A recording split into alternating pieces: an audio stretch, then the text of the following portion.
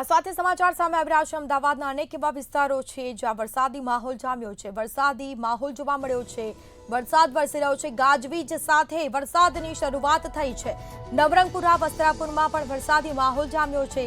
CG road નારણપુરામાં પણ વરસાદી માહોલ જોવા મળ્યો છે। અમદાવાદના અનેક એવા વિસ્તારો છે જ્યાં વરસાદ શરૂ થયો છે। ભારે વરસાદના કારણે પાણી ભરાવાનું પણ શરૂ થયું છે।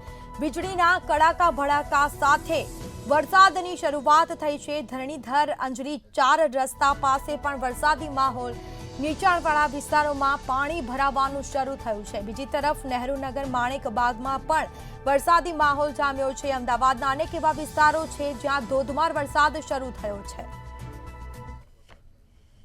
રાજ્યમાં ફરી એકવાર મેઘરાજાનું આગમન થયું છે। જો વાત કરવામાં આવે તો હવામાન વિભાગે પણ આગાહી કરી હતી કે આગામી 4 થી 5 દિવસ જે છે તે અમદાવાદની અંદર હળવાથી લઈને ભારે વરસાદ પડશે। ત્યારે અત્યારે હાલ આપ જોઈ રહ્યા છો કે અમદાવાદના અનેક વિસ્તારોમાં ભારે વરસાદ જે છે તે શરૂ થયો છે। અત્યારે હાલ ગુરુકુળના દ્રશ્યો જોઈ રહ્યા છો, જેમાં આપ જોઈ રહ્યા છો કે મેઘરાજાએ પોતાની ધમાકેદાર બેટિંગ જે છે તે શરૂ કરી છે। જો વાત કરવામાં આવે તો જે પ્રમાણે હવામાન વિભાગે આગામી 7 દિવસ માટે આગાહી કરી છે, જેમાં જો વાત કરવામાં આવે તો ખાસ અમદાવાદની આપણે વાત કરીએ, અમદાવાદ અને ગાંધીનગરમાં હળવાથી લઈને મધ્યમ વરસાદ વરસશે તેવું કહ્યું હતું। તેના પગલે અત્યારે હાલ ગાજવીજ સાથે વરસાદનું જે છે તે આગમન થયું છે। સાથે જો વાત કરવામાં આવે તો અમદાવાદના અનેક વિસ્તારો, જેમાં બોપલ, આમલી, ગુમા, ગુરુકુળ સાથે ઇસ્કોન અને થલતેજ જેવા વિસ્તારોમાં અત્યારે હાલ ભારે વરસાદ વરસી રહ્યો છે। આ જે વરસાદ જે છે તે સાર્વત્રિક વરસાદ જે છે।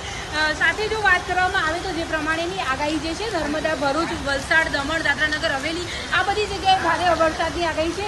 સૌરાષ્ટ્ર વિસ્તારમાં પણ માછીમારોને દરિયો ના ખેડવા માટે થઈને સલાહ અને સૂચનો આપવામાં આવે છે। ત્યારે જો વાત કરવામાં આવે તો જે પ્રમાણેની હવામાન વિભાગની આગાહી છે તે પ્રમાણે અત્યારે હાલ જે કહેવાય છે કે મેઘરાજાની ધમાકેદાર બેટિંગ જે છે તે શરૂ થઈ ગઈ છે અને સાંજ સુધીમાં વધારે વરસાદ પડશે તેવું પણ હવામાન વિભાગે જણાવ્યું છે। કેમેરા પર્સન યોગેશ જયસ્વાલ સાથે રીટા પરમાર, મંતવ્ય ન્યૂઝ, અમદાવાદ।